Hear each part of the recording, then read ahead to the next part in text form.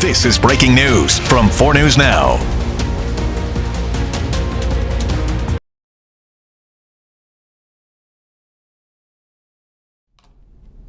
Good afternoon for 4 News Now. I'm Rob King. We begin today's KXLY+ Daily Rundown with an update in the threats made against LGBTQ+ students at East Valley High School. Now, court documents were released today that go into more details about what happened that led to the arrest of 3 students at that school and led to the closure of the district. So what we know right now is that multiple students, around 24, were added to a Snapchat group chat on March 30th, and during that chat, threats against the students were made, including threats of gun violence and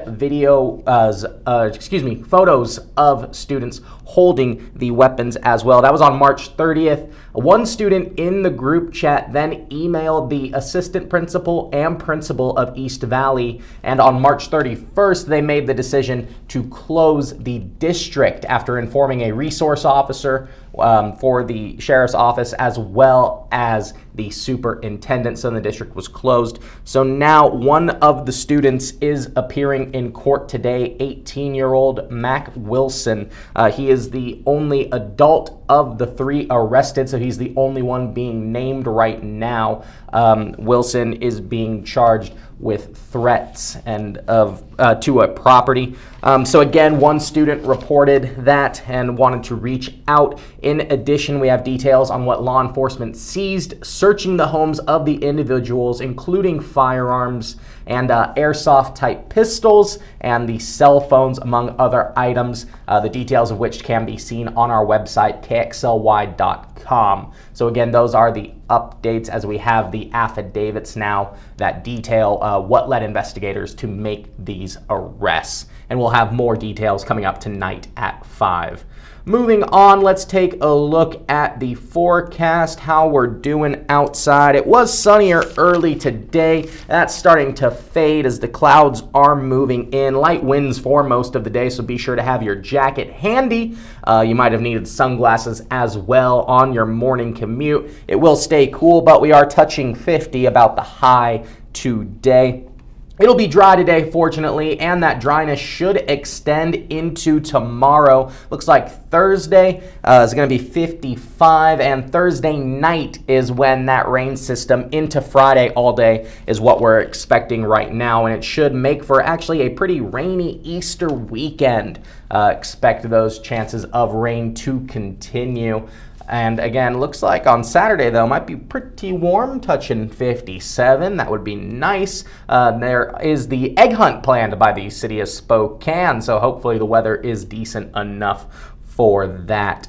Taking a look at the stories that the 4 News Now team is working on today. Vanessa Perez is in Kootenai County. She is looking at a special meeting of the Kootenai County Commissioners, which is going to take a look at wake rules, and that's the wake as in water.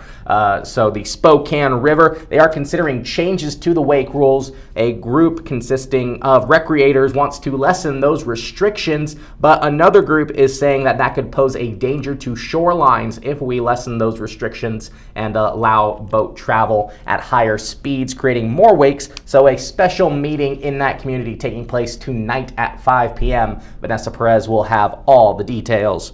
Peter Choi out in Coeur d'Alene today. He's looking at the Highway 95 expansion project. That closure went into place today near Lincoln Way and Walnut Avenue.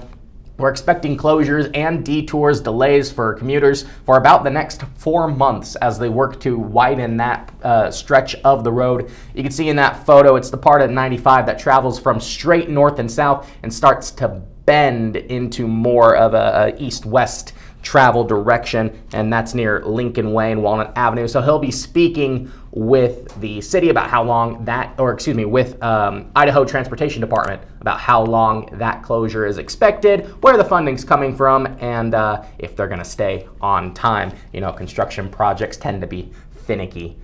Taking a look at what Bronte Sorotsky is working about. I think I just saw her walking back in. Looks like she's returned from Schweitzer, where they unveiled a new technology today, which allows Schweitzer to kill the power on any downed power lines immediately as soon as they fall. So the idea behind this is that if there is an extreme weather event, there's a storm or heavy winds and downed power lines occur, they're not going to start another wildfire in that area. Instead, as soon as they fall, the power is killed and that danger is lessened. So she spoke with Schweitzer about that and firefighters in the area about wildfire mitigation tactics.